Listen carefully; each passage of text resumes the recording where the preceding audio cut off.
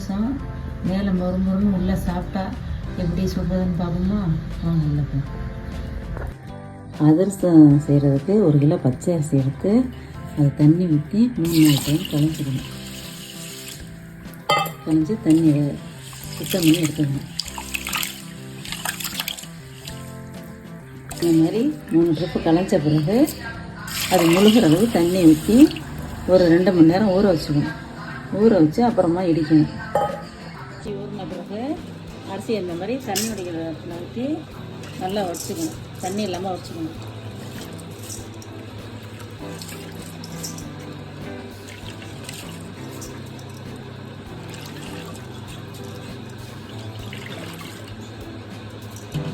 இந்த மாதிரி வடிச்சிட்டு இதில் 4 ஏலக்காய் 5 ஏலக்காய் போட்டு மிஷினில் விட்டு லைட்டாக குறைக்கணும்னு அரைச்சிட்டு வந்துடணும்.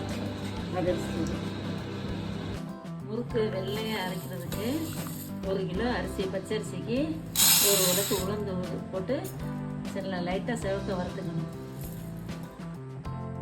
லைட்டாக சிவக்க வறுத்து பச்சரிசியோட போட்டு மிஷினில் கொடுத்து நைஸாக அரைச்சிட்டு வந்துடணும். இந்த மாதிரி லைட்டாக குறை வரணும் அரைச்சிட்டு வந்துடணும். அரைச்சிட்டு 1 கிலோ அரிசிக்கு 1 கிலோ வெல்லம் எடுத்துக்கணும். உருண்டை வெல்லம் 2 எடுத்துக்கணும்.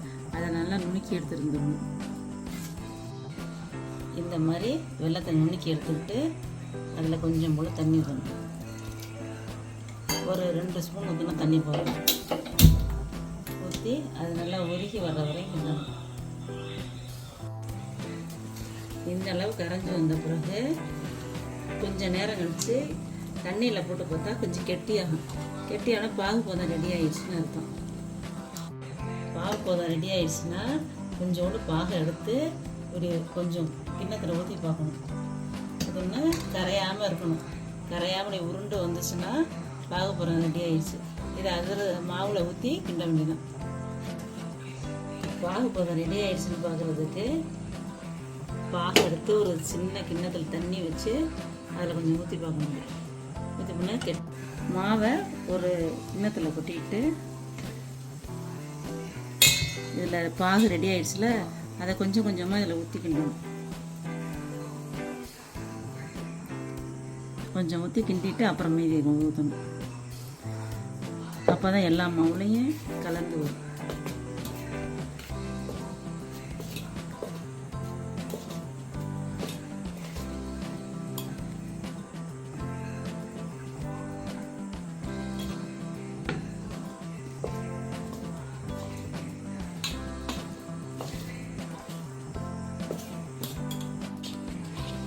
இந்த மாதிரி மாவையும் போட்டு வெல்லத்தையும் போட்டு வெள்ளைப்பாகையும் போட்டு கிண்டிகிட்டு இருக்கணும்.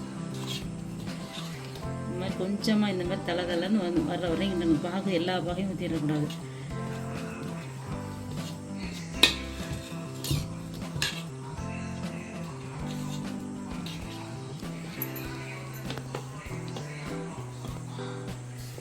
இந்த பாகு மாவு நல்லா இந்த சாஃப்டாக இருக்கணும். இந்த கையை விட்டோம்னா உள்ளே போடுற மாதிரி இருக்கும். அந்த அளவுக்கு இருக்கணும் பாகு. இல்லைன்னா ரொம்ப கெட்டி ஆயிரும். அதிரசம் தட்டி போட முடியாது. ஒரு 4 நாள் கழித்து தட்டி போட்டுடலாம். இந்த மாதிரி வந்த பிறகு இதை ஒரு வெள்ளை துணி போட்டு மூடி ஒரு 3 நாளைக்கு வச்சிடணும். அப்புறம் தான் இது அதிரசம் வரும். அதிரச மாவு இந்த மாதிரி கிளறி 3 நாள் துணி கட்டி ஊற வச்சிடணும். அதுக்கப்புறம் எடுத்தோம்னா நல்லா சாஃப்டாக இருக்கும். கொஞ்சமாக எடுத்து இந்த கூட இந்த மாதிரி உருண்டையாக வேணுங்கிற அளவு ஊட்டி வச்சுக்கணும். ஊட்டி வச்சுட்டு நல்லா இந்த மாதிரி தட்டி ஃபஸ்ட்டு உருண்டையாக ஊட்டி வச்சுக்கணும். இந்த மாதிரி உருண்டையாக ஊட்டி வச்சுக்கணும். இந்த மாதிரி எடுத்து தட்டுறதுக்கு ஈஸியாக இருக்கும். ஒரு உருண்டை எடுத்து ஒரு தட்டில் வச்சு நல்லா ரவுண்டை கட்டி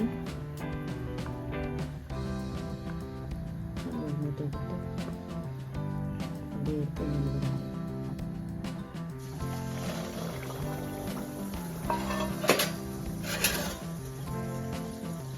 லேசாக வந்தாலும் திருப்பி வந்துடும்.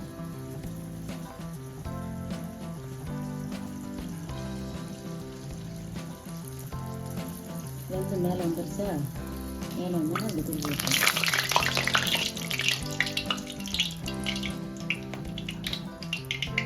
இதே மாதிரி 2 ஓட்டக்கரண்டி வச்சுக்கணும். 2 ஓட்டக்கரண்டி வச்சோம்னா அதிரசத்தில் உள்ள எண்ணெயை வடிச்சிட்டு இருக்காங்க. இப்போ வெந்துருச்சு அதிரசம். இன்னொன்று இதை ஒரு கரண்டியில் எடுத்து இதை லேசாக அமுக்கிட்டோம்னா அதில் எல்லாம் எண்ணெய் வடிச்சிடும். அப்படி எண்ணெயோடு இருக்கும். ஒரு தட்டில் வச்சு சாப்பிடணும்.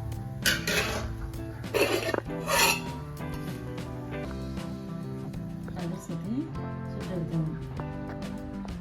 அதிரசம் நல்லா சாப்பிட்டா நல்லா இருக்கும். உள்ள லேசாக இந்த மாதிரி மாவாக இருக்கணும். வெளியில் உங்களுக்கு